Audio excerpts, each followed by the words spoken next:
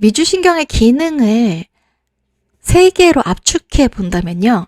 심장과 호흡을 심장의 박동과 호흡을 조절하는 기능이 있어요. 1차적으로.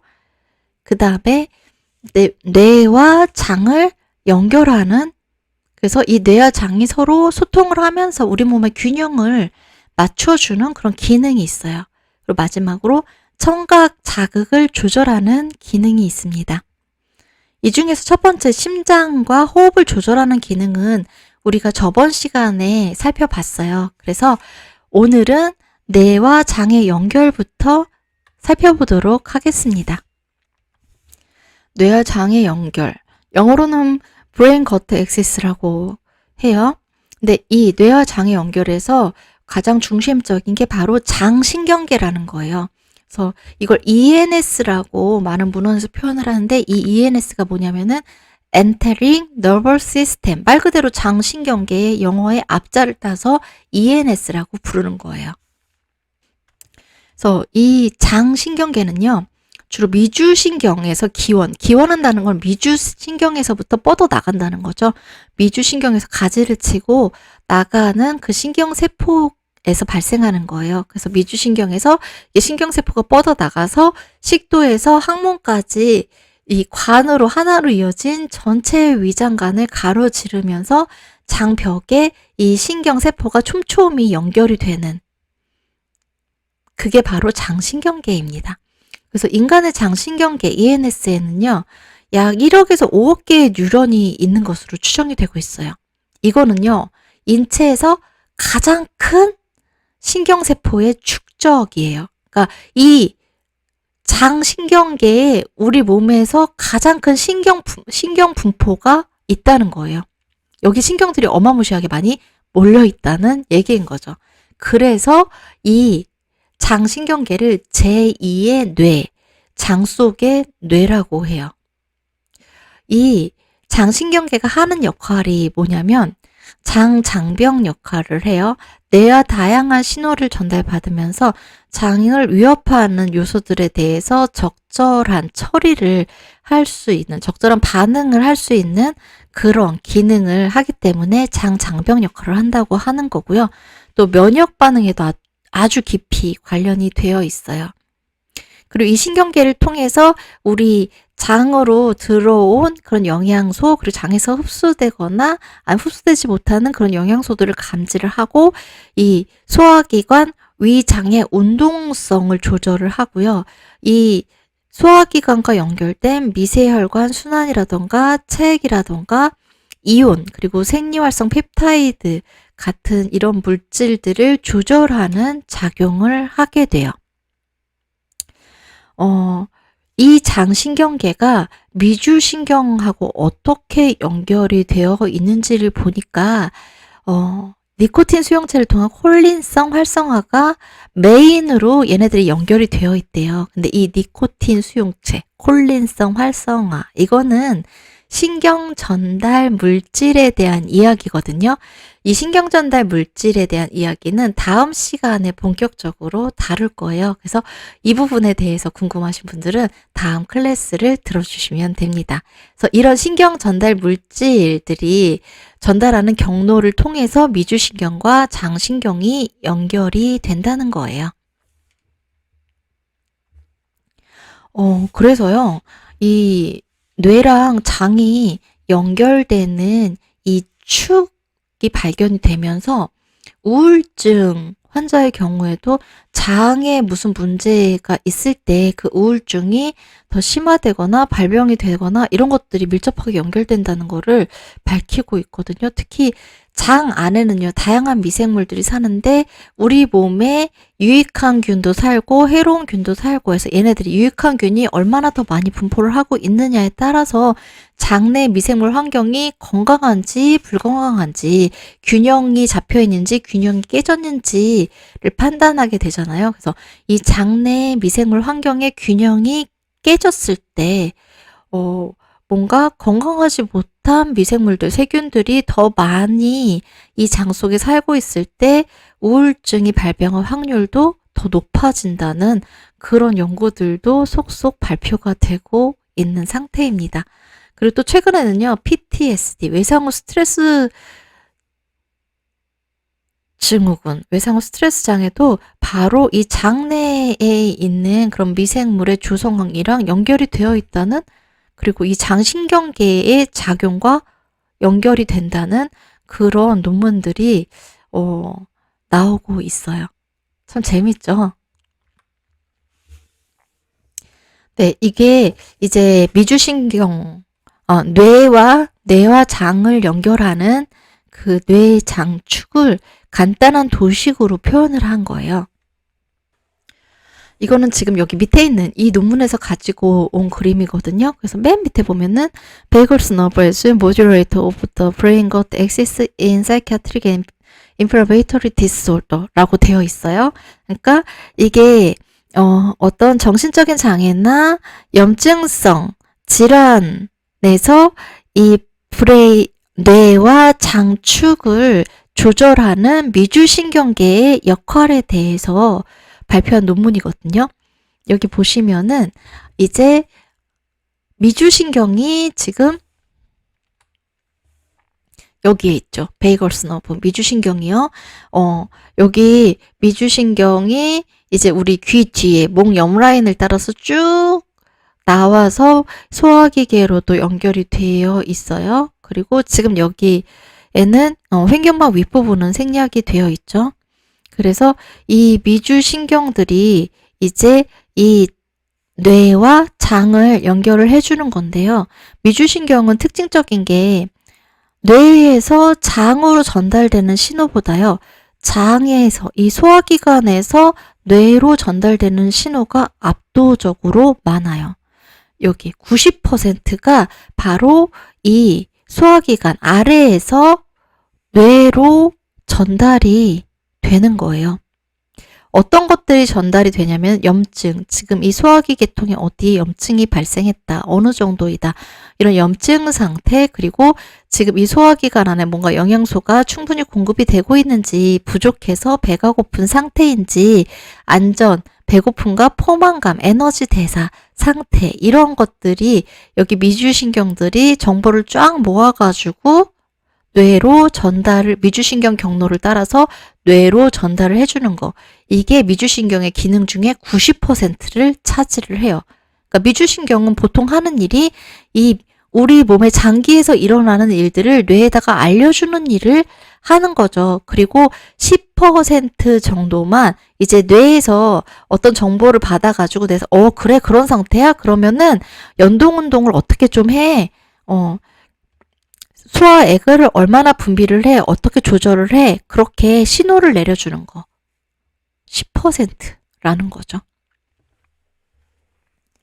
그래서 이 미주신경이 제대로 작동하지 않아서 뇌와 장의 연결에 문제가 생기게 되면요.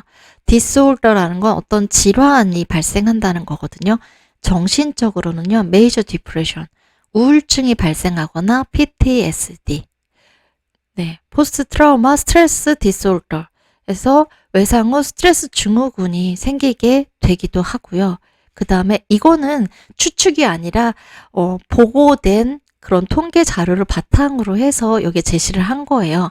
그 다음에 장에서는요, 이런 뇌와 장축의 문제가 생겼을 때 발생할 수 있는 질환으로 ulcerative colitis, 이거는 궤양성 대장염을 말해요. 궤양성 대장염, 그리고 그 유명한 크론병, 이런 것들이 발생을 한다는 거예요.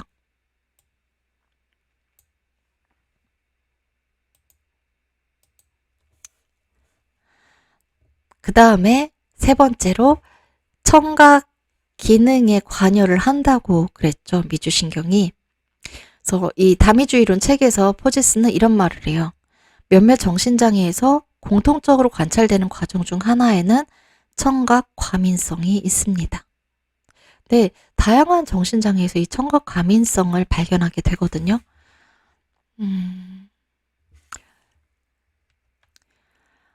다양한 그런 기분 장애에서도 발견이 되고, 그리고 자폐, 그리고 조현병, 이런 질환에서도 청각 과민성이 발견이 돼요. 그래서 이 청각 기능이라는 게 어떤 정신적인 기능, 정신적인 문제와 밀접한 연결이 되어 있구나 라는 가설하에 많은 연구들이 이루어져 왔어요. 이게 미주신경 발생의 세 번째 단계랑 연결이 되는 거라고 앞에서 봤죠. 우리 청각이라는 기능은. 네, 그걸 다시 한번 정리해보면은 새롭게 수초화된 미주신경, 유수 미주신경 말하는 거죠. 개통 발생의 3단계, 최종 단계에서 생긴 이 새롭게 수초화된 미주신경을 조절하는 뇌관의 영역이요. 얼굴과 머리의 근육을 통제하니까 어떤 걸 관장하는 거예요? 우리의 표정을 짓고 말을 하고 이런 부분이랑 관련이 되는 그런 근육을 통제하는 뇌관의 영역이요. 서로 합병이 돼요. 그러면서 이제 중위 근육의 듣기 기능이 조절이 되고요. 후두와 인두 근육을 통해서 말하기라는 기능의 조절이 이루어지게 되고 얼굴 근육의 움직임을 통해서 정서와 의도를 표현할 수 있게 되는 거죠. 바로 이 중위 근육을 통한 듣기가 청각 과민성과 연결이 되는 거예요. 중위 근육이 수축을 할 때는 고주파 소리에 민감해진대요. 그리고 중위 근육이 이완을 해요. 힘없이 축 처질 때는 저주파 소리에 민감해지는 거예요. 근육이 수축한다, 이완한다. 그걸 우리는 어떻게 경험을 하죠? 우리가 뭔가 무거운 걸 들려고 힘을 빡 쓸 때 근육이 단단해지죠. 그게 근육이 수축되는 상태예요. 그리고 침대에 자려고 누웠어요. 그러면은 우리 몸이 말랑말랑해지죠. 근육이 이완된 상태, 힘을 주지 않고 있는 상태가 이완된 상태예요. 그래서 이 중위 근육이 힘을 줄 때 고주파 소리에 민감해지는 거고 중위 근육의 탄력이 떨어져서 축 처졌을 때 저주파 소리에 민감해진대요.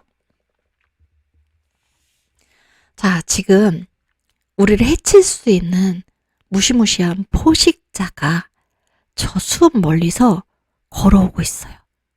나뭇잎을 밟는 소리가 샥샥샥 들려오고 있어요.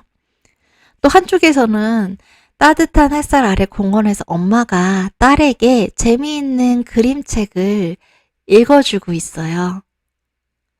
어떤 게 저주파 소리이고 어떤 게 고주파 소리일까요?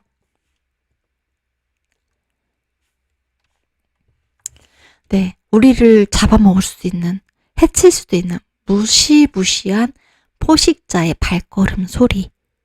무언가 위험한 게 다가오는 소리가 저주파 소리고요.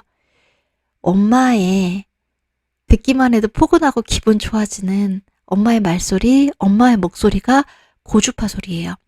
그래서 고주파 소리 중에 가장 대표적인 게 엄마가 이제 아기가 어렸을 때 자장가 불러주잖아요. 잠을 재우려 이렇게 자장가 불러주고 다독여주는 토닥토닥 해주는 그 소리가 대표적인 고주파 소리라고 해요. 그런데 우리의 중위 근육이 어떻게 움직인다고요? 수축할 때는 고주파 소리를 잘 듣게 되고 이게 힘없이 축 늘어져서 이완이 될 때는 저주파 소리에 더 민감해지게 된다는 거예요. 그러면 어떤 상태에서 우리의 마음이 좀 편안해질까요? 몸이 편안해질까요?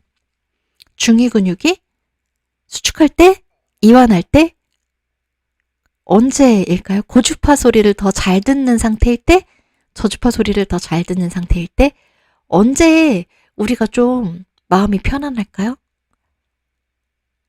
고주파 소리를 잘 듣는 상태일 때, 중위 근육이 수축하는 상태일 때 우리는 안전하다고 느끼게 돼요. 왜냐하면 포식자의 소리, 우리를 위협할 수도 있는 무언가가 나에게 다가오는 듯한 그런 소리들에 둔감해지면서 뭔가 사회적인 상호작용을 할 수 있는 나에게 우호적인 그런 소리들을 더 잘 듣게 되는 상태가 바로 중위 근육이 수축하는 상태가 되는 거예요. 그래서 이 저주파의 소리, 다시 말해서 포식자의 소리가 내 귀에 웅웅웅 거려요. 그러면은 우리는 어떤 상태가 될까요? 지금 이 화면에 보면 어떤 어린 소녀가 아무도 없는 어두운 숲을, 낯선 숲을 걸어가고 있어요. 그런데 사방에서 이렇게 무언가가 사그락, 사그락, 사그락, 사그락 하면서, 아니면 쉬쉬 이러면서 자기 주변을 맴돌고 있어요. 여러분이 이 소녀라면은 어떨 것 같으세요? 무서울 것 같지 않으세요? 헉, 저기서 뭐가 나타나나? 귀신인가? 호랑인가? 늑대인가? 멧돼지인가? 온몸이 공포로 꽁꽁 얼어버리는 상태가 되겠죠. 네, 이 청각 과민성이라는 거, 정신장애를 가진 사람들에게서 많이 공통적으로 발견된 청각 과민성이라는 게요, 바로 이 저주파 소리에 민감해진다는 거예요. 정상적인 상태, 보통의 상태에서는 들리지 않는 이 저주파 소리가 이 소리로 나의 모든 공간이 가득 차 버린다는 거예요. 그런 상태에서 일상을 살아간다면은 그 사람이 어떤 상태로 이 일상을 경험하게 될까요? 모든 게 나를 해치는 것 같고, 나를 위협하는 요소로 가득한 환경 속에서 사는 것 같고, 정말 살얼음판을 걷는 것 같은 기분으로 매분 매초, 매일매일을 견뎌내면서 살아가게 되겠죠. 아주 힘든 상태에서 살아가게 되면서 결국은 정신적인 장애로까지 이어지게 되는 거죠. 잠재적인 위험이 도사리고 있는 환경에 놓이게 되면요, 정상적으로 중위 근육이 수축하던 사람이더라도요, 이제 사회적 참여 체계 유수 미주 신경이 활성화된 상태에서 감시 경계 체계로 들어가게 돼요. 교감 신경이 항진되게 되고요. 그러다가 이건 내가 싸우거나 도망갈 수도 없는 상황이야. 내가 여기 갇혀버린 상황이야. 빠져나갈 수가 없어. 이렇게 되면은 이제 무수 미주신경이 발동을 하게 되죠. 일단은 교감신경이 활성화되는 감시 경계 체계부터 시작을 해요. 그러다가 중위 근육이 감시 경계 체계가 된다는 거는 유수 미주신경이, 그러니까 교감신경이 활성화되면서 상대적으로 부교감 신경은 다운되는 거. 그래서 거기에 포함되어 있는 유수 미주신경의 작동도 다운이 된다는 거죠. 제대로 작동하지 않게 되는 거예요. 그러면은 이 유수 미주신경이 조절해주는 중위 근육도 제대로 수축하지를 못하고 이완이 되어버려요. 중위 근육이 이완이 되니까 사회적 관계를 맺을 때 사람들이 말하는 소리를 잘 들을 수 있는 고주파 소리의 민감도는 떨어지고, 뭔가 나를 위협할 것만 같은 그런 저주파 소리에 대한 민감도가 더 높아지게 돼요. 나를 불안하게 하는, 평소에는 들리지 않았던 그런 소리들에 민감하게 반응을 하게 되는 상태가 되어버리는 거예요. 여기 지금 제가 사진으로 제시했는데요. 일상에서 우리가 노출되고 있는 대표적인 저주파 소음들이에요. 이거 말고도 우리 집에 있을 때도 집에 다양한 가전제품들, 전자기기 제품들 많이 있잖아요. 거기서 나는 그 소리들, 사실 이 저주파 소리라고 하는 거는 우리가 귀로 감지하지 못하는 소리, 거의 귀로 듣는 게 아니라 뭔가 진동이나 이런 걸 통해서 감지하게 되는 소리의 그 범위에 있거든요. 이런 것들이 지속적으로 우리 몸에 자극을 주게 되면서 중위 근육을 이완시키게 되고, 점점 더 이런 저주파 소리에 민감해지고 이런 악순환을 갖게 될 수 있다고 해요. 그런데 특히나 이런 건강한, 신체적으로 정신적으로 건강한 상태에 있을 때보다 안 그래도 뭔가 정신적으로 어려운 상황에 있을 때 이런 저주파 소음에 계속해서 노출이 됐을 때는 이게 중위 근육을 이완하고, 그러면서 저주파 소음에 더 민감해지고, 그러면서 이런 불안이나 두려움이나 이런 감정들이 나를 완전히 장악하게 되고 그런 악순환이 더 크게 작동을 하게 된다는 거죠. 그래서 포지스는 이런 제안을 해요. 이런 정신장애를 가지고 있는 사람들에게서, 그리고 특히나 불안장애나 이런 극도의 두려움이야, 외상후 스트레스 장애나 이런 증상, 질환을 가지고 있는 사람들에게는요, 저주파 소음, 저주파 소리를 최대한 차단하는 환경을 제공해 주는 게 중요하다고 해요. 그리고 특히나 이 사람들이 치료를 위해서 방문하는 그 공간만큼이라도 이런 저주파 소리를 차단하는 그런 환경을 갖추는 게 필요하다고 이야기를 하고 있어요. 일단은 내가 안전하다라고 느낄 때만 유수 미주 신경, 사회 참여 시스템이 작동할 수 있고, 그 시스템이 작동을 하면서 우리가 기댈 수 있고 믿을 수 있는 사람과 소통을 하고 그들의 지지 체계에 기대고 위안을 얻으면서 회복을 하고 성장을 할 수 있게 되는 거잖아요. 그래서 거기에서 최소한 갖춰줘야 하는 게 바로 이 저주파 소리를 차단해 주는 거라고 제안을 하고 있습니다. 네. 중위 근육 강화 방법을 살펴볼게요. 중위 근육을 강화한다는 거는 얘가 쫀득쫀득하게 잘 수축할 수 있게 만들어준다는 거죠.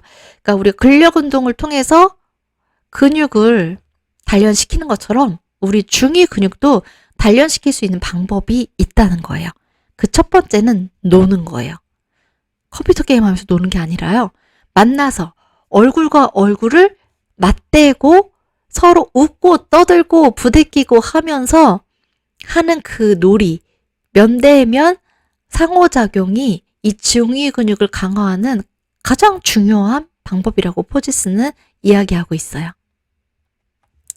우리가 좀 서먹서먹한 사이더라도요, 같이 뭔가 어떤 계기로 함께 여행을 떠나게 됐어요? 아니면 어떤 행사에 참여하게 됐어요? 근데 막 몸을 부대끼면서 놀 수 있는 그런 시간이 주어지게 되면은요, 그 놀이 속에서 어떻게 무표정하게 있어요?